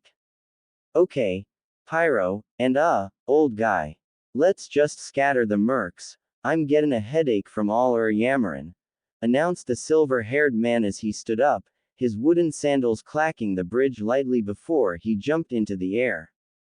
Moving his hands through the seals for a summoning technique, the other 4 took note of this and did the same. In unison the 4 called out, Kuchio's no Jutsu. As they called this out, each released immense amounts of chakra, summoning 5 creatures. In the sky, twisting to the very heavens, a blue dragon, its body coiling around the bridge as it lowered itself down with Cowden perched atop his head. In another part of the skies, its wings flapping, releasing embers across the sky as its jade-green gaze focused, a red phoenix, with the short-tempered woman standing on its back. In the water to the side of the bridge, a giant tortoise, a spiked black shell, with a hole in one part which allowed a large white snake to slither out, with Hagane perched on the snake's head. Then on the bridge there were two smaller summons, a white tiger with ivory wings spread out as its claws dug into the concrete, with an aged man who was wrapped head to toe in white bandages, wearing white robes which appeared to be somewhat of a Chinese design. Lastly, standing beside the tiger, a majestic Kirin stood, its golden scales shimmering from the light refracting off its scales. It raised its head once, narrowing its draconic eyes before lowering its majestic horn downward. The Kirin summoner was sitting on its back, clad in clothing befitting a priestess though tinted gold. She was drawing an arrow back on her bow. The mercenaries for the most part were frightened to see the beasts that had been summoned around them. They didn't wish to tempt fate, and turned and took flight. They felt lucky but not that lucky. Gatu was the least lucky of the group. An arrow was being trained on his head as the mercenaries were fleeing. And in a blink of an eye the arrow was lodged deep into the stubby criminal's head, ending the misery he had caused. Mission accomplished. Rid Nami no Kuni of Gatu. The young woman stated in a very militaristic manner as she put her bow away. The summons were suddenly released and the 5 shinobi vanished without a trace. Zabuza, looks like someone out there wants you to repent, but first, I'm going to take you back to Konoha. We have some questions for you, the cycloptic Junin cryptically explained as he pulled his Hite-8 over his Sharingan. Days later. Welcome back, Naruto-kun. I am glad you have met my expectations. You have indeed acquired the 3 girls. And as such you have proven to be ready for Chunin. We will be going to Konoha in the next month. But our goal isn't to have you pass, but to acquire Uchiha Sasuke, and to destroy Konoha. The snake cheerfully said as he smirked in sadistic manner, his tongue slithering out of his mouth. Hi, Orochimaru-sama, the blonde responded as he kept his gaze down to the floor. During this operation, Kanshisha Shirotoku shall be posing as your Junin. As for your name, so suspicions don't rise during the exams, you will go under a pseudonym. Genjutsun is your name for the duration of this mission. Do you understand, Naruto-kun? The snake asked in a sickeningly sweet tone. Hi, Orochimaru-sama. The boy responded once more. Good. Then go train, or relax. Whatever will help you achieve victory on this mission. Orochimaru sweetly told the boy as he rested quietly on his throne. The boy left the room, and the snake smirked in delight. The girls have been delivered to the Mizukage, and preparations have been completed with our emergency contingencies, Orochimaru-sama. I have also begun to look into where Shirotoku goes when he leaves. Dryly and without emotion the black-haired Kurokan stepped out of the shadows. No need to worry about that. I doubt it is of much threat to us. With smirk the snake put his shadowy assailant's worries to rest for the moment. For now he was nearing the completion of his life's work. Naruto, as of now, you will be known as Genjutsu Arashi. This is for the safety of the mission. If you went by Uzumaki Naruto they would realize something was up. Began the white-haired Junin, Kanshisha Shirotoku, whom was now dressed in his Junin disguise. Black flak jacket, Arctic camouflage pants, ninja sandals, and last but not least he was in the process of wrapping the extra fabric of his Hite-8 around his head. The end result was a turban. This helped conceal his white hair, which made it rather easy to spot him. Understood, Shirotoku-sensei, or are you under a new name for the duration of this mission? Queried the young genin, which was a sensible question, given the boy knew all about Shirotoku and Kurokan's past in Konoha. Well, what they told him. Indeed, all whom have ties to Konoha that can conceal their identities while in the village will have pseudonyms. The cheerful Junin replied, a smile on his face. He pulled out a scroll and unrolled it, going through a list of names he could use, eventually deciding on one. You can call me Tayuya Getsuken. Got it memorized? Good. Cheerfully the Junin questioned. The very manner of the Junin somewhat confused the three genin present. Shirotoku-sensei sure is odd. Very, very odd, Rekka whispered quietly to Kin, whom nodded her head in agreement. They were very confused by how their teacher acted so differently from other Junin within Otogakure. These names also serve as code for brother and Hagane-sama. They will know what to do when they hear the names, he silently thought to himself, as he finished his disguise with a finishing touch. Placing his hands into a series of hand seals, as he finished, his overall appearance had changed. His eyes changed from the pristine cerulean shade to a sienna color, and his face was now covered with scars. This new appearance was most ideal, as it would conceal who he is was much better. The way it was planned, Kurokan would take one team and Shirotoku would lead another, leaving Orochimaru to pull the strings of his scheme from behind the scenes. The perfect scheme, or perhaps it would have been, if a sleeper agent hadn't infiltrated the organization. Unless you have other things to do, we should be goings. Arashi, Rekka, Kin. Let's go. We have to get to Konoha within the timeframe. That is, if you want to be in the Chunin exam, chimed the oddly effervescent sound Junin as he walked out of the room. The three genin sighed with exasperation. Two of them weren't sure if they could stand this man very much. Naruto, or rather Arashi, seemed to be okay with this, since he related to the Junin quite well. Further in the compound, within Orochimaru's chambers, a meeting was taking place. Orochimaru-sama, I trust called me back from my studies for an important reason, spoke a man whose face was concealed by the shadows. He was clad in white robes with longer sleeves which seemed to hide his arms rather well. Of course, I want you to retake your place as the Shiro Kibi. It would seem Shiro-kun has outlived his use to my organization. One way or another, he will be departing soon. He has succeeded in repairing Kimimaro. But it will be a while until I can use him as a vessel. Rasped the white-skinned Sanin, the sickening smile growing on his face. I'll consider it, unless Kurokan has objections, replied the hidden man. An apathetic glance came from the pallid shinobi who stood beside Orochimaru for the time being, not in a rush to leave. No objections, you would be of more use than that smiling fool. With cold anger, the Satsujin survivor responded as he took a step forward. He was prepared to take his leave soon. If you will excuse me, I have to take the pawns to the exams now. Silently he trailed off as he moved forward, his three ponytails lashing behind him. He then laced his hands into seals, performing a genjutsu to change his appearance. Weeks later, the team from Otogakure entered into the village ahead of the other team, simply because Getsuken insisted on leaving earlier. I'm going to go turn in the paperwork, Arashi, Kin, and Rekka. I will see you later. Try and avoid any conflicts until the exams. Understood? Queried the Junin. As soon as he got nods from the three genin, he made his departure. Let's go. I have an idea where we are supposed to be going, Naruto said as he began to walk forward, his arms pulled inside of his yukata to be on the comfortable side.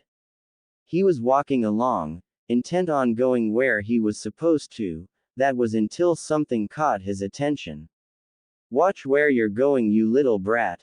Exclaimed someone in irritation. This was followed by the sounds of a child being pushed to the ground. This caught the attention of the genin, who decided to see what was going on. To his surprise, he saw what looked to be a genin from Suna who should have died of heat stroke a long time ago. Who was picking a fight with a mere child? You should stop picking on the kid. Calmly the blonde spoke as he stepped forward. With each step his sandals clacked against the ground. He was trying to avoid starting a fight, but was rather going to intimidate the Suna nin. Why don't you mind your own business, you masked freak? The cowl-wearing shinobi shouted as he rushed forward. He slowly clenched his fist and threw his weight into the motion, hurling his fist forward. HMPH, grunted, Naruto, as he sidestepped the punch, and in a swift motion pivoted on his left, loosing a roundhouse kick on the other. The black-clad boy wheezed painfully as he doubled over, crumpling to the ground. Kankuro, you are a disgrace to Suna, coldly a voice rang from above. As Naruto lifted his head up, he spotted who it was, a red-haired boy clad in brown, with a gourd on his back, bearing a tattoo with the kanji for love on his forehead. Gaara! Exclaimed a surprised girl with her hair in 4 ponytails, carrying a large fan on her back. Undoubtedly this was the last member of the team. She seemed to be frightened of the red-haired boy, although anyone would be. Ah, Subaku no Gaara, this should certainly be interesting, thought Naruto as he turned away slowly. He was through playing the good guy for now. He was brought here for one purpose and one purpose alone, to destroy Konoha. Long time no see, Gaara. I'm guessing this is your brother. Sorry about taking him down a notch, just didn't think he should be picking on a kid, explained the masked boy as he slid his arms through the sleeves of his yukata slowly. He turned slowly and placed his conical hat on his head, and slowly he began to walk away. Naruto-kun is so cool. So virtuous, thought Rekka as she blushed in a fangirlish way at what Naruto had said. She was obviously not afraid to show her feminine side. Konohamaru! Exclaimed the familiar voice of Sayuki as she rushed into the alley and stopped to see what had transpired. She was none the less shocked to Kankuro knocked to the ground, and the familiar visage of Naruto standing in front of her. Thank you, you must have saved my brother, you have my gratitude, she quietly said as she bowed to the genin of Otogakure. She was indeed grateful. It was nothing, I just hate to see others being hurt when they can't defend themselves. We have got to be going, goodbye, he said as he walked away slowly, and as he passed her, panging of guilt struck him. It was a sense of doubt, doubting whether or not what they were here to do was right. And the 3 genin of the Otogakure headed off, leaving the disturbance behind them for now. Meanwhile, in the same vicinity, HMPH, their Junin reeks of those rubes of Yamagakure. Ha! This should be fun. Confidently a boy with shaggy black hair spoke, a red cloth mask covering his mouth. He wore a red gi, his Iwagakure Hite 8 was tied around his head. He stood crouched with his team atop a near rooftop, shouldering his scythe lazily. HMPH. Watch what you say about Yamagakure, the Jinkitsu are still around and can still rise up and strike back. An injured wolf still has the power to bite, keep that in mind, Kasharo, calmly the masked Junin warned, her very appearance concealed by a mane attached to the mask. Even her body was concealed heavily by a formal-appearing kimono. Kasharo, that is highly offensive. Say something like that again and I will give you a reason for wearing that mask. Do I make myself clear? Responded a girl whom had silver hair, bearing a pleasant expression on her face. But her words were laced with the deadliest of venom, she was not bluffing in the least. As she slowly opened her eyes, glancing at the dark-haired boy with a feral wolfish gaze. Why yes, Tenio-san, the previously confident genin whimpered, he knew better than to anger the kunoichi. He was aware that she had a hair-trigger temper, for some reason she was rather irrational, and it frightened him. He had seen what happened to the last person who had irritated her, the thought made him ill. HMPH, whatever, teach, I think we should go get our registration in. Tenio, can pick out who she wants to mangle later, with boredom spoke another, a lacquered gassa hat pulled downward, he lightly dragged his bog-knock claws across the tiles of the roof. The claws were strapped around both arms but only one set was extended. Slowly he raised the brim of his hat and glanced quietly at the rest of his squad from behind his sunglasses. The rest of the squad nodded their heads and vanished as a smoke bomb went off, leaving no trace of their presence to be seen. Later, At the exams, the room was filled with genin from all corners of the elemental continent. Even the lesser understood villages had genin present for the exam. I see you're here too. I want to thank you for saving us in Nami no Kuni. Even though I had things under control, spoke a melancholy voice that was not unfamiliar to the team. The masked boy simply turned his head to glance at the Uchiha heir. He then shrugged, and turned his attention away. Don't misunderstand us. We were sent to capture those kunoichi. Saving your lives just happened to fall into that objective. Naruto calmly spoke, as he rolled his shoulders quietly, slowly walking away. He didn't have time to act friendly. He knew the true meaning of the exams. He was aware that all the genin present would be enemies in the upcoming stages of the exams. Only his team could be counted as allies. You might want to be careful. These exams are dangerous business. This is my third time around. Spoke a older genin, wearing glasses. He was of course speaking to the genin of Konoha, able to see the green they all had with ease. Yukushi Kabuto. Naruto was well aware who this was. He was Orochimaru's man on the inside. And you are? Replied Sasuke. He was skeptical of this bespectacled shinobi. He didn't seem like he knew what he was talking about. Yukushi Kabuto, and this is my third try at these exams. They can be a deceptively hard. He explained while introducing himself, slowly pulling a deck of cards out. In that time I have put together these special cards. Each contains information I compiled, which only appears when apply my chakra. Let me demonstrate. He quietly explained as he set one down on the floor. He proceeded to apply his chakra to the card and a map of the elemental continent was shown. We are here in the land of fire, but there are many other shinobi villages. Among the 5 strongest villages, there is the Hokage of Konohagakure, Tsuchikage of Iwagakure, Mizukage of Kurigakure, Reikage of Kumogakure, and the Kazekage of Sunagakure.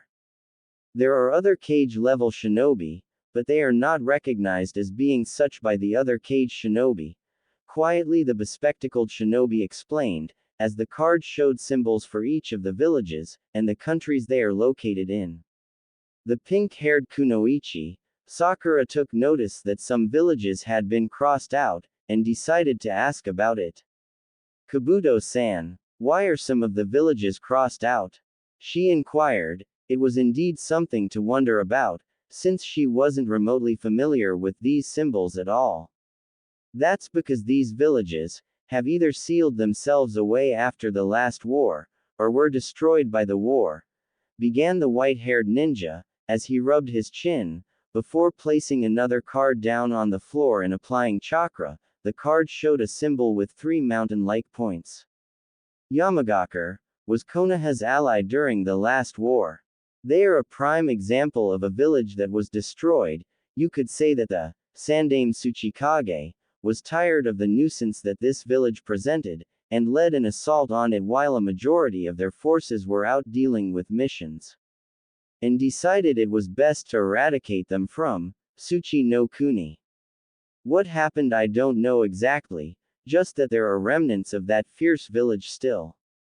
Though to consider them shinobi is questionable, it is true that they use ninjutsu, but they are like bandits, or yamabito, he explained, before pushing his glasses up, as they were falling down the bridge of his nose. Now, if there is any information you need, let me know because I can give it to you now. This will become a serious test soon enough. He spoke as he shuffled his cards quietly, a pleasant smile on his face. He then shifted his gaze to one of the teams from Odogakure. He had to find a way to make a good distraction. Naruto is too collected to provide a distraction, but Dosu on the other hand will fly off the handle. Perfect. Orochimaru-sama has no further use of the pawns of either team nonetheless, he contemplatively thought to himself. Yeah, I would like some information, 3 people to be honest. Genjutsu Narashi, Rock Lee, and Subaku no Gaara, if you have information on them that is. answered Sasuke, as he laced his fingers and watched the older genin with a calculating look. He just felt that something was off about this guy. He didn't seem like he was that weak to still be a genin. Okay, first off, Rock Lee, spoke Kabuto as he used his chakra to display the information he had on Rock Lee. The card soon showed the stats and information available on the green-clad shinobi. Well, it seems he is a taijutsu expert, unable to perform ninjutsu or genjutsu. It would appear he cannot even use chakra. On top of that, he has completed several varying missions. Very interesting to say the least, he said as he gave the details on the individual. Next up, a double, since we're running out of time, he said as he placed 2 more cards down and once more applied his chakra into them. The information was once more displayed, giving details on the 2 genin. Gaara has completed several high-ranked missions, it seems, including an A-ranked mission, rather rare for a genin. It also seems that he has returned from every mission without being scratched, spoke the older genin, as he shifted his attention to the next card. Genjutsu Narashi, on the other hand, has completed missions from various rankings, primarily C-ranked. He is one of the guards of the Otokage, the leader of Otogakure. Yet due to the fact this village is small, there is hardly any information available on him, aside from the fact no one has ever seen what is behind his mask, and lived, that is. He spoke, giving out the information on the card that he had available. As he prepared to pick up the cards, Kinuta Dosu stepped on, Kabuto's hand glaring at the white-haired genin with his visible eye. Just because we're a small village doesn't mean that we're weak, spoke the enraged genin as he flexed his fingers once, before taking a swing at the genin seemingly missing. But as he did, waves of sound struck the white-haired shinobi, causing his glasses to crack, and almost shatter. As Kabuto was reeling from the attack, the doors to the room flew open. In the wake of this interruption, numerous chunin stormed into the room, taking up the perimeter. Slowly, it came, the sound of footsteps, and there he stood, a monolith of a man. The first exam's proctor, he looked like a man who had seen his share of shinobi warfare. The scars on his face were like a roadmap of pain.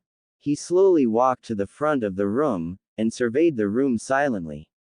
Alright, listen up, you baby-faced grunts. This is where your days of ease come to an end. By the time I'm done with you, some of you will have lost your sanity. He bluntly explained, his eyes surveying this batch of genin. He was sizing them up, making predictions on which were the weakest, which would have the stones to see it through. You will be scattered out through the room away from the rest of your cell. The test will have 9 questions, with a 10th question I will administer myself. The 10th question counts for it all. Find a seat now, every one of you. The scarred proctor barked. The genin quickly took their seats. Upon taking his seat, the masked blonde shifted his gaze quietly to take gauge of who would be around him. Intel gathering was the goal of this test, as well as making sure not to be caught in the process. He had to be careful. Getting to the next round was necessary, for the sake of the mission. The other genin team would go a touch overboard. This would not bode well if the target was killed. To his right, Sarutobi Sayuki. To his left, a serene and emotionless member of the Hyuga clan, her hair pulled back into a loose ponytail. He was trapped dead in the middle of enemy territory, to be frank. He then looked down at the test paper in front of him. Written tests, not his strong point. You may begin. You have 60 minutes to complete the exam. Keep in mind we are watching closely, announced Morino Ibiki with great energy, yet maintaining threat to his voice. Meanwhile, on the outskirts of the village, a meeting was taking place. Long time, no see, Shirotoku, gruffly spoke a voice, stepping out from behind a tree, the long unkempt hair, gray stubble, and tattered clothes. The informant clearly recognized his superior. Hi, Hagane-sama, hold on, spoke the white-haired shinobi as he formed hand seals and spread his fingers out. Slowly he moved his hands like waves of water before striking the ground with a single palm thrust. Genjutsu. Yama no Kiri. Mist of the mountain, he declared, filling the surrounding area with a high-ranked genjutsu. The surroundings were filled with a powerful fog which would immediately disorient someone and send them back whence they came from. Report. Gruffly the elderly shinobi spoke as he slowly sprawled out on the ground, much akin to an old wolf. The snake has sent 2 teams in, one which he deems as nothing but pawns. My team, on the other hand, he just sees them as means to an end. He keeps grasping for the moon, but each time his hands return empty, began the turban-wearing shinobi, as he crouched lightly, shifting his gaze silently. This is a problem, he replied as he rubbed his stubble before pulling out a piece of jerky and biting into it. Obviously, the Jinkitsu were among the shinobi who used baser instincts. This was made evident in this behavior. Also, I think my cover has been blown, the younger shinobi trailed off. He then reached into his satchel and pulled out a scroll, handing it to the leader of Yamagakure.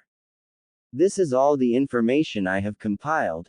It includes information on the Akatsuki, Orochimaru's village, as well as the Jinchuriki who are here right now taking the exams. Also, about your daughter, I believe I have discovered her location, and I spotted her daughter, no mistaking the resemblance to Suiren. As he spoke this he smiled genuinely instead of the false smile he often showed. Hey, figures, I'll look into it. Stick to crowded areas for the time being. That son of a bitch will try to kill you.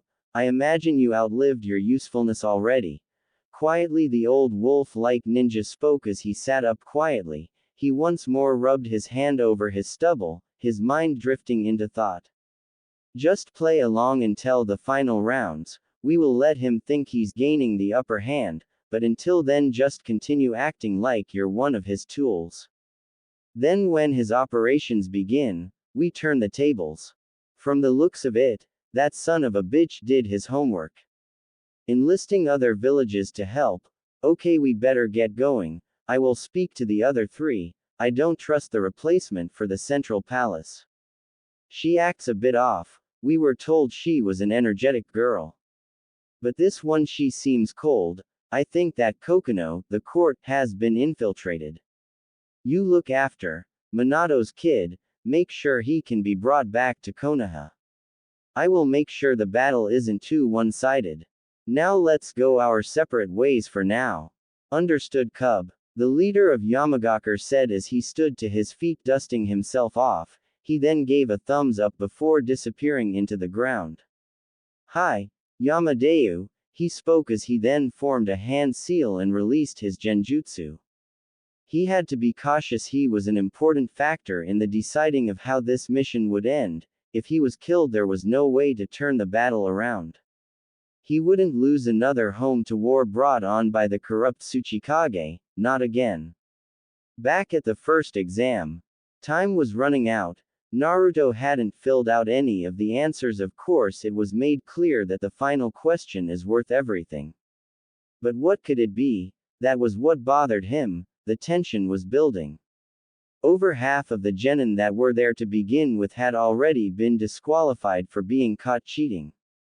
The blonde could tell how several of the genin were getting answers. The Uchiha seemed to be mimicking motions with the use of his eyes. Not just him but 3 females, it would seem the females could use the Sharingan too. The members of the Hyuga clan used the Byakugan. To see the answers, everyone had an ace up their sleeve, it would seem.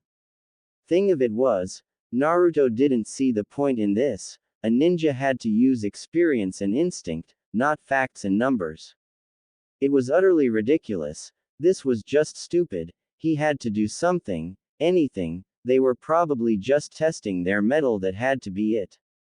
The exam was hard on purpose. His eye then caught the glint of something flying in his direction. It was a senbon, and it embedded itself in the right sleeve of his kosode. He slipped his arm over and removed the needle, finding a note wrapped around it. Answers. They must be from Kin. Minutes felt like hours. It was agonizing as each second passed away. Slowly the mental state of the unprepared genin began to deteriorate. They had no way of handling the pressure of this test. They may as well have not come at all. Finally it came down to the wire, and the scarred proctor stepped forward, his steely gaze fixed on those that weren't caught. It looks like it's time for the 10th and final question. Those that cannot answer this question will fail. Those that can will pass on to the next round. If you wish to leave now, this is your last chance, he warned, taking note of those that were ready to leave. This was signified by the raising of a hand. Now the field was narrowed yet again, leaving only a quarter of the genin who had initially entered. But, keep in mind, if those that cannot answer will spend the rest of their life as genin, keep this in mind. The proctor finally finished, prepared to give the final question. The question is, whether or not you are ready to accept the unforeseen. That is what a true shinobi must be prepared for, because a mission will not always go as the scarred proctor was finishing this sentence, a woman came flying in like a rock hurled by someone with immense strength. For the love of Hashirama-sama, you jumped the gun again, Anko, Ibiki thought to himself, his face filled with irritation at the way this woman would just barge in so early. The real exam is about to begin. What the? Ibiki, you let too many pass. You've gotten soft, shouted the purple-haired Junin as she looked at the other in disbelief. She couldn't believe this many students passed the test held by a sadist. She then shrugged. Looking over those who passed, she would have to thin them out further with her rigorous test, the survival test. Oh yeah, this was going to be fun.